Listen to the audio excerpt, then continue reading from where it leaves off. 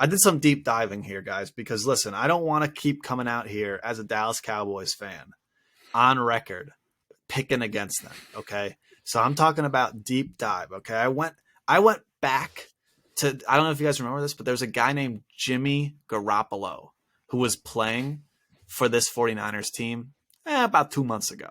Okay. And before him, there was a guy named Trey Lance. We won't even get into that. Okay.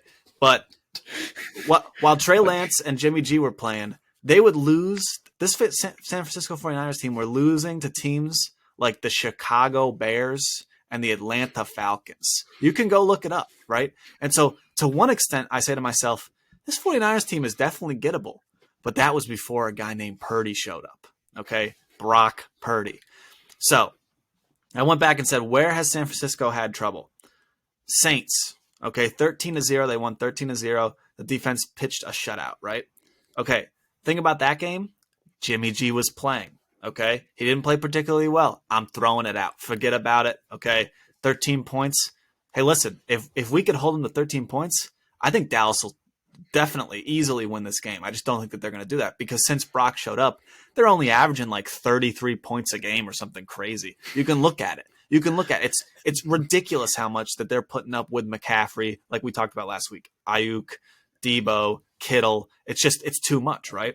I'm anticipating the exact same thing. Although the Dallas defense could, in theory, slow them down, I think that they're going to give up around average of what San Francisco is scoring. I would anticipate that. And so I'm gonna assume that the only way Dallas can win this is if they score enough. So have we seen that? Have we seen people be able to score on San Francisco's defense? Yes, but it's a little bit of a mixed bag, and the most we've seen really is the Raiders recently. A couple of weeks ago, the Raiders and Jarrett Stidham actually took them to overtime and scored plenty on them. So I did a deep dive into that game.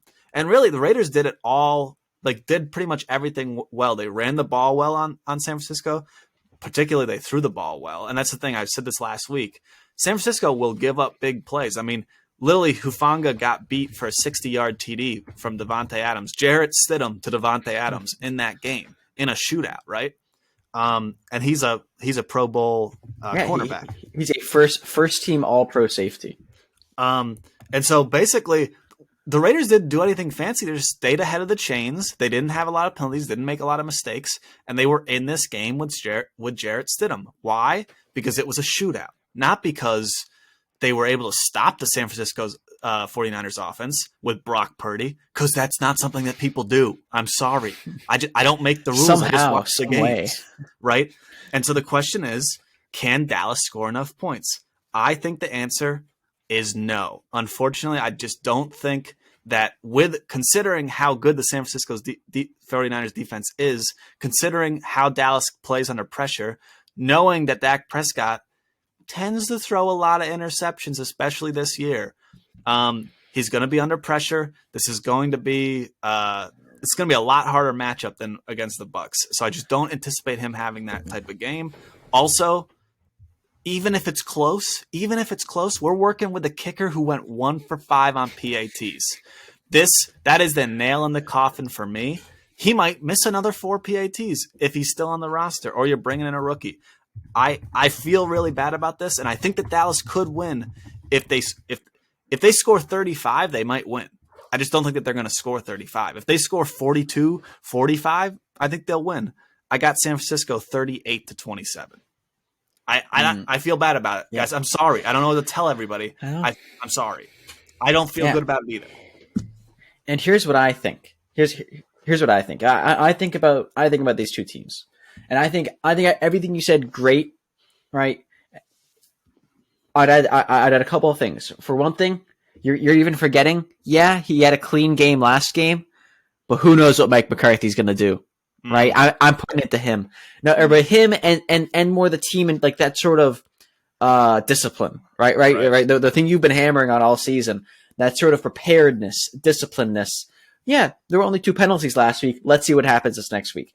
And because of that, and the reason why I would never give you too much about picking the Cowboys, picking the 49ers here, is we've seen this episode before. This is a rerun.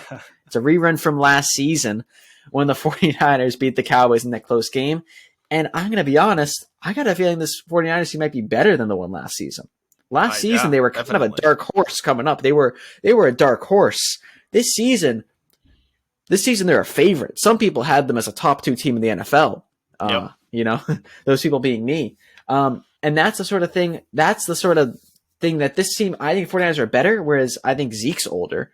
Micah Parsons had such an amazing season last season. He had a great season this season, but I don't think he's like necessarily grown. It's not like he's a big step because he was already so good to begin with. But I don't know how much their young players improved through the draft compared to Zeke on his last 40 carries. I think is 70 yards.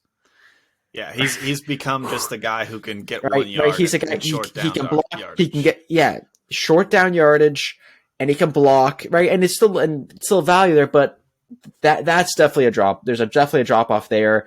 They don't have Amari Cooper on this team. Is Gallup in? Is Gallup? Yeah, Gallup's playing, right? Well, he's in, so that's good.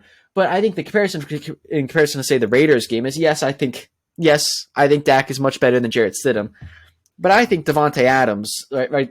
There's a reason they traded him, gave him a massive contract, right? And he's a big part. He had 153 yards, 2 touchdowns. Darren Waller, I'll say Schultz, the game he had last night compared to Darren Waller. For the sake of argument, I'll even those guys out, but it's still Josh Jacobs is amazing. Yeah. Devontae Adams is amazing, and the shootout thing.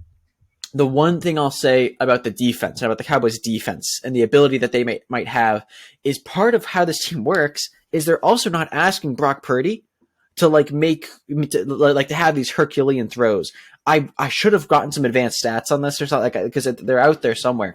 But I wonder what his average time before a pass is. I'd wonder how long he holds the ball before throwing it, because this team has a lot of sort of yards after catch run game aspect to it that I don't think the Cowboys will be able to handle. And I think Deebo Samuel being a part of it in the run game, but I mean yards after catch. There was a sort of 5-yard pass in the game. I think the Seahawks game, 5-yard pass, Deebo takes it for 65 yards and a touchdown.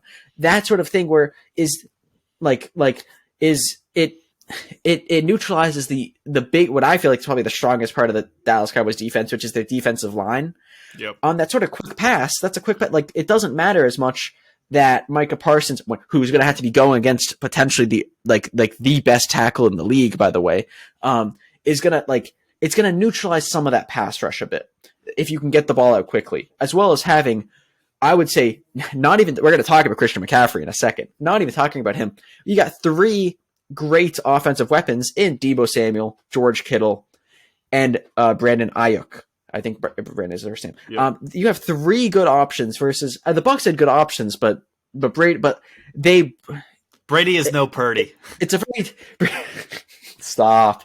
No. Like what I mean is the scheme of the game, the scheme that the 49ers run, and how quickly I think they'll be able to get the ball off in situations is going to be different.